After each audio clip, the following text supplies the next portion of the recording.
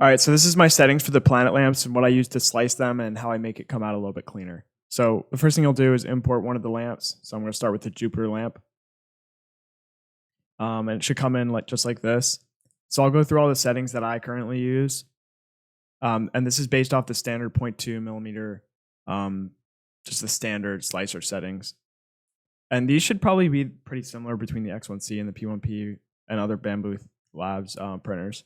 So all these are standard, and you'll see anything that's orange or has this little thing next to it is things you'll need to change. So the seam position nearest, the seam position is just making the where the Z seam is, where it changes each layer. So I changed that to nearest just so it prints a little bit faster. Basically, nearest means that wherever the nozzle currently is, it'll do the Z seam at the nearest spot that it wants to. So I changed that to nearest. I use the Arachne wall generator. Sometimes it's faster, sometimes it's not. Arachne for these planet lamps normally makes the print time like an hour or two faster. It just happens to be that way. Minimum feature size is important to set to 0 to make sure that any thin walls don't get skipped. If you don't have this set to 0, sometimes it won't detect that a wall is super thin and it won't print that wall. Only top wall. So then we'll go over to the strength setting. So this is what I was talking about before with the 999 walls. It'll be orange, but it's fine. Just set it to 999. And this is just to make sure that all the material is printed from wall loops. They have different settings than infill density. So setting infill density is 0 and 999 walls. Speed. I'm pretty sure you just leave speed setting stock. I think I changed this one just a little bit slower for the inner wall to try to get the top roof to print a little bit smoother. If you take a lamp and you don't change that setting, if you look inside of it, you can see like some of the things don't stick as well. So I just slowed down the inner wall a little bit. And I think I slowed down the top surface as well. So then we have raft layers. These are important to make sure that once you slice it, it sticks correctly and doesn't fall off the build plate. So I do 3 raft layers. Make sure you have this enabled, obviously.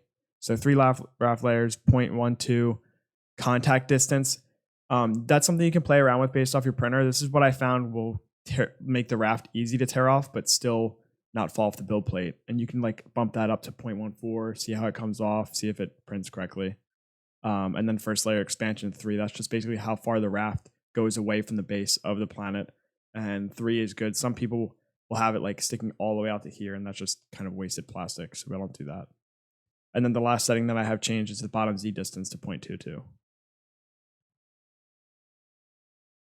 Brin type is set to auto. So those are all my settings. And I'll save this as a 3MF file so you guys can just download it and use it yourself. But if you're using a different slicer software than Bambu, just take note of these settings when you slice it. So besides those settings, there's one more thing we have to do that's really important for getting good quality on these prints. And that's using this variable layer height right here, these lines.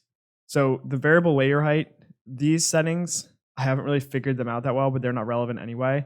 There's a bar on the right over here that lets you change your layer height. So right now, all of the gray means that it's 0.2 layer height. If I left click, I can make the layer height smaller.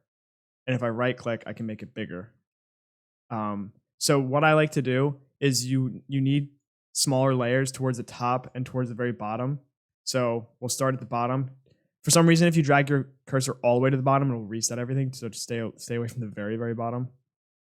So I'll just drag it out and get a smooth taper. It's a little bit annoying to get a smooth taper. It's not super important to be perfectly smooth. But I'll do something like this. And you can right click to make it smaller. It's a more of a smooth transition so that these overhangs, when you print with smaller layer heights, it's stair-stepped.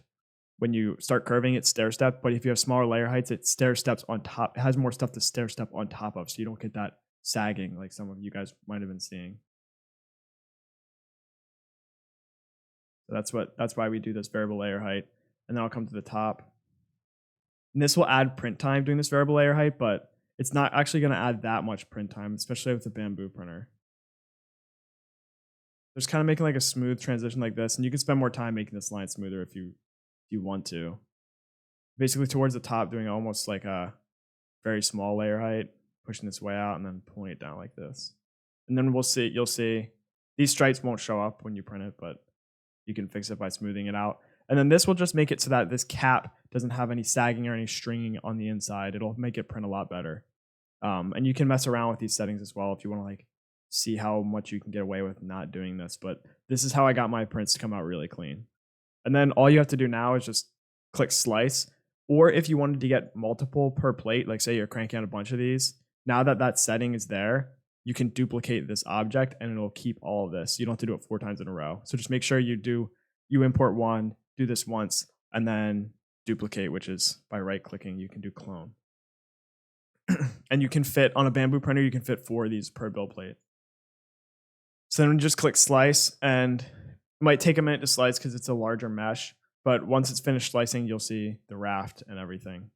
And then you can export your G code and you're good to go.